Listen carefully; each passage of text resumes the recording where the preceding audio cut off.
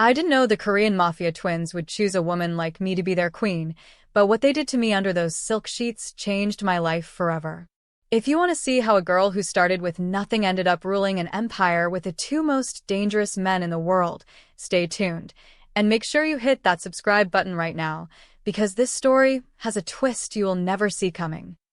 Everyone in the city knew the Golden Dragon Casino was a place where lives were ruined, but Zora walked in anyway. She wasn't there to gamble. She was there to scrub floors and keep her head down. As a curvy black woman in a neighborhood that didn't always welcome her, Zora had learned to be invisible to survive. But tonight, the air felt heavy, like a storm was coming that no umbrella could stop. She accidentally took a wrong turn into the VIP hallway, her heart drumming against her ribs. That was when she saw them, the twins. They sat behind a glass wall, identical in their sharp black suits and cold, predatory eyes.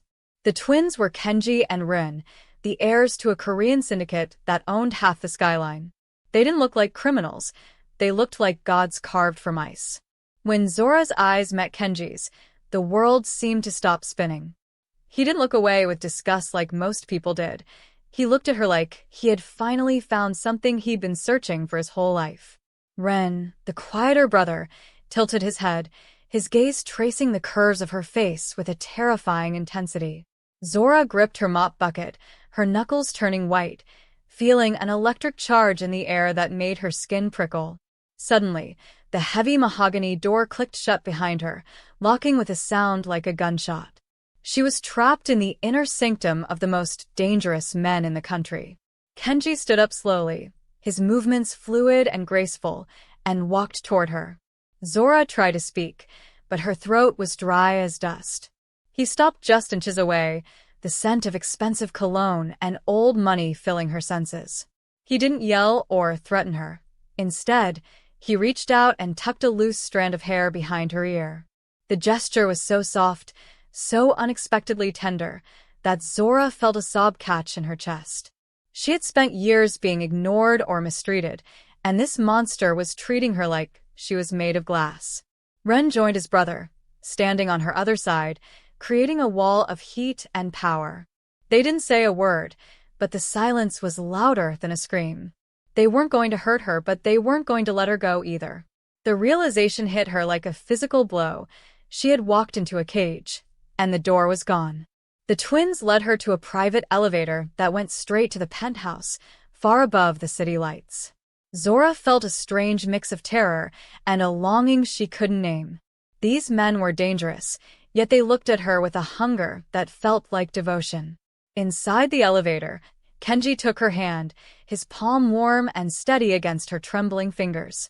He whispered that she didn't have to be a maid anymore, but the way he said it sounded like a beautiful threat. When the doors opened, she saw a bedroom larger than her entire apartment, filled with silk and gold. But the most shocking thing wasn't the wealth. It was the framed photo on the nightstand. It was a charcoal sketch of a woman who looked exactly like Zora, dated 10 years ago.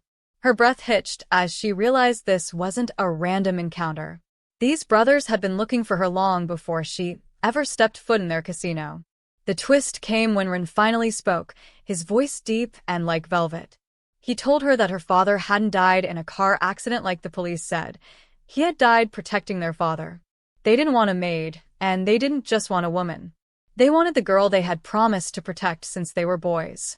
Just as Zora began to feel safe, a red appeared on the window, centered right on Kenji's chest. The hunters were now the prey, and Zora was right in the middle of the crosshairs. The glass didn't shatter, but the tension in the room snapped like a dry twig. Kenji tackled Zora to the floor, his heavy body shielding hers as Rin drew a weapon from his waistband with lightning speed. The red vanished as the shooter realized the element of surprise was gone. Zora lay on the thick carpet, her heart hammering so hard she thought it might burst. These men were monsters to the world, but in this moment, they were her only shield against a nameless shadow. For the next 3 days, Zora wasn't allowed to leave the penthouse suite. The twins treated her like a queen, but a queen who lived in a cell. They brought her the finest food she had ever tasted, but she couldn't enjoy it. Every time she looked at Kenji or Rin, She saw the duality of their souls. They were killers, yes, but they were also broken men who seemed to find peace only when she was in the room. They took turns staying awake at night, watching the door while she slept in the massive bed. The emotional weight of their attention started to wear Zora down. She found herself watching Ren as he practiced his martial arts in the morning, his body moving with a lethal beauty. He was the sword of the family, while Kenji was the brain.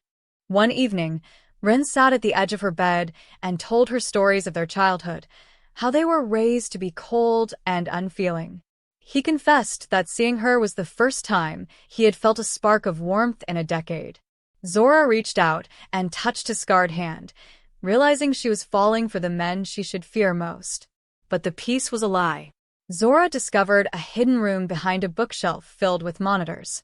She saw herself on every screen, footage of her at the grocery store, at the bus stop, and even in her own kitchen. They hadn't just been looking for her. They had been stalking her for months. The betrayal stung worse than the threat of the assassin. She realized that her entire life for the last year had been a play directed by the twins. When she confronted Kenji, he didn't apologize. He stood his ground, his eyes flashing with a mix of love and madness. He told her the world was too dangerous for her to be alone, and that he would rather have her hate him in safety than be free and dead. Zora felt a surge of anger, her pride as a strong woman clashing with the comfort they provided.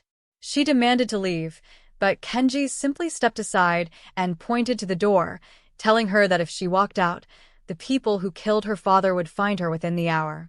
The twist arrived that night when a delivery arrived at the door. It wasn't food or flowers. It was a small, wooden box. Inside was a necklace that had belonged to Zora's mother, a piece she thought was lost forever. Attached was a note from a rival syndicate leader, the Spider. It said that the twins weren't protecting her. They were using her as bait to lure him out. Zora looked at the brothers, her trust shattering into a million pieces. She realized then that she was a pawn in a game between kings. The twins weren't just her protectors. They were the reason she was in danger in the first place. As she stood between the two brothers, she saw a flicker of guilt in Ren's eyes that Kenji didn't have. She realized she couldn't trust both of them. To survive, she would have to play the twins against each other, even if it broke her heart to do it. The trust was gone, replaced by a cold game of survival. Zora stopped speaking to Kenji entirely, focusing her attention on Ren, the brother who showed a sliver of remorse. She began to use her vulnerability as a weapon, whispering to Ren when Kenji was out of the room. She told him she felt safer with him, that his brother's obsession scared her. She saw the wedge driving between the identical men. For the first time in their lives, the twins weren't a united front. Ren started keeping secrets from Kenji, hiding small details about their security shifts just to spend extra minutes alone with Zora. One afternoon, Ren took Zora to the rooftop garden to get some air. He showed her a small, hidden gate that led to a service staircase. He told her that if things ever got truly bad, he would make sure she got out, even if it meant betraying his own blood. Zora felt a pang of genuine guilt. She was manipulating a man who was starting to truly love her. But then she remembered the monitors and the stalking. She had to be smarter than their feelings. She leaned in and kissed Ren's cheek, a move that made the hardened killer blush like a teenager. Kenji walked onto the roof and saw the intimacy. The look on his face wasn't just anger, it was pure, unadulterated jealousy. He didn't yell, which was worse. He calmly informed them that the Spider had made a move on their shipping docks and that Ren needed to go handle the cleanup. It was a clear attempt to separate them. Once Ren left, Kenji grabbed Zora's arm. Not hard enough to bruise, but firm enough to show ownership. He told her he knew what she was doing and warned her that playing with fire would only get her burned. That night, the penthouse went dark. The power was cut from the outside, and the backup generators failed to kick in. Zora heard the muffled thud of suppressed gunfire in the hallway. Kenji didn't panic. He dragged Zora into the master bedroom and pushed her under the heavy oak bed. He told her to stay silent no matter what she heard. From her hiding spot, she saw the door burst open. 3 men in tactical gear entered, but Kenji moved like a shadow, taking them down with a brutal efficiency that left Zora shaking. The fighting moved into the living room, and for a moment, it was silent. Zora crawled out, her heart in her throat, only to find Rin standing over a fallen body. He was bleeding from a wound in his shoulder. He looked at her and reached out his hand, urging her to take the chance to run now while the chaos was at its peak. Zora looked at the door, then back at the bleeding man who had protected her. She realized that if she left now, Rin would likely be executed by his own brother for letting her escape. She chose to stay and help him, tearing her silk robe to bind his wound. In that moment of tenderness, the tension between them reached a breaking point. Rin confessed that the twins weren't actually working together anymore. Kenji wanted to use Zora to negotiate a peace treaty with the spider, while Rin wanted to take Zora and disappear forever. The protection was a lie. She was a bargaining chip. Zora realized she wasn't just bait. She was the prize in a war for the throne of the city. The twist came when the spider himself stepped through the front door, flanked by his guards. He wasn't a stranger. He was Zora's high school counselor, Mr. Henderson, the man who had encouraged her to apply for the casino job in the first place. He smiled at her, his eyes cold and calculating. He thanked the twins for keeping his daughter safe until he could reclaim her. The world tilted as Zora realized her entire identity was a lie. She wasn't the daughter of a loyal bodyguard, but the secret child of the city's biggest crime lord. The revelation that the spider was her father hit Zora harder than any physical blow. Mr. Henderson explained that he had hidden her away for 20 years to keep her pure from the crime world, but now he needed her to solidify a merger. He wanted her to marry Kenji to unite the two most powerful families in the country. The twins had known this the whole time. They hadn't found her by accident. They were her assigned guardians who had turned into her captors. Zora looked at Kenji, who remained stoic, and Rin, who looked away in shame. Zora refused to play her part. She stood up, her voice steady and powerful, and told her father she would rather go back to scrubbing floors than be a queen in a graveyard. Her father's face transformed from a kind mask into a terrifying snarl. He told her that her consent wasn't required. He ordered his men to take her, but Kenji stepped in front of her. Even though he had lied to her, Kenji's obsession had turned into a strange kind of loyalty. He told the spider that the deal was off. He wouldn't let Zora be used as a tool, even if it meant war. The penthouse became a war zone. The twins, for all their faults, fought side by side to protect Zora from her own father's men. They retreated into the safe room, a steel-lined bunker behind the kitchen. Inside, the three of them were trapped with only a few hours of oxygen and a monitor showing the spider's men setting explosives at the door. The twins looked at each other, a silent communication passing between them that only brothers could share. They knew only one of them could get her out alive through the narrow ventilation shaft. In the heat of the bunker, the emotions boiled over. Kenji apologized to Zora, his voice breaking. He admitted he had fallen in love with her the moment he saw her photo years ago, and that his coldness was the only way he knew how to protect himself from his feelings. Rin held her hand, telling her she was the only good thing he had ever touched. Zora felt a deep, painful love for both of them. These broken, dangerous men who were willing to die for a woman they had spent their lives deceiving. They decided on a plan. Rin would go through the shaft with Zora, while Kenji stayed behind to detonate a countercharge that would collapse the hallway and stop the spider's advance.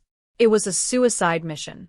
Zora begged Kenji to find another way, but he simply kissed her forehead and pushed her toward the vent. He looked at Ren and told him to take care of their girl. Zora wept as she crawled through the dark, cramped space, the sound of Ren's breathing behind her the only thing keeping her sane. A massive explosion rocked the building. The vibration nearly knocked Zora unconscious. When she and Ren finally emerged into an alleyway blocks away, they looked back to see the top floors of the skyscraper engulfed in flames. Zora collapsed on the pavement, mourning the man who had been her jailer and her protector. Ren pulled her into his arms, his tears mixing with the soot on his face. They were free, but the cost was the soul of the triad. The twist happened when they reached a safe house Ren had prepared. As he opened the door, Ren didn't lead her inside. Instead, He handed her a passport and a bag full of cash. He told her he wasn't going with her. He revealed that he was the one who had leaked their location to the Spider in the first place, hoping the chaos would let him escape the life. He hadn't expected Kenji to sacrifice himself. Overcome with guilt, Rin told her he couldn't look at her without seeing his brother's ghost. He walked away into the night, leaving Zora truly alone for the first time. Zora spent a month in hiding, living in a small coastal town under a new name. She had the money and the freedom she always wanted, but her heart was a hollow shell. She missed the intensity of the twins and the way they made her feel seen. One morning, she saw a news report. The Spider had taken over the twins' empire, and Rin had been captured and was being publicly tortured to draw Zora out. Her father knew her heart was too big to let Rin suffer for her. Zora realized she couldn't run anymore. She had to finish what was started. She didn't go back as a victim. She used the cash Rin gave her to hire a team of mercenaries, men who had been discarded by her father over the years. She traded her silk robes for tactical gear and her fear for a cold, sharp rage. She realized that being the Spider's daughter gave her an authority no one else had. She walked into the Golden Dragon Casino in broad daylight, not through the back door as a maid, but through the front door as the rightful heir. The final confrontation took place in the same VIP room where she first met the twins. Her father sat in the center, looking old and tired, with a battered Rin chained to a chair beside him.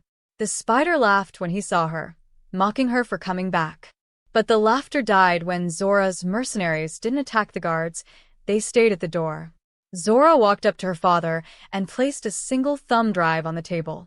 It contained every bank account, every murder record, and every bribe her father had ever made, gathered from the twins' secret monitors.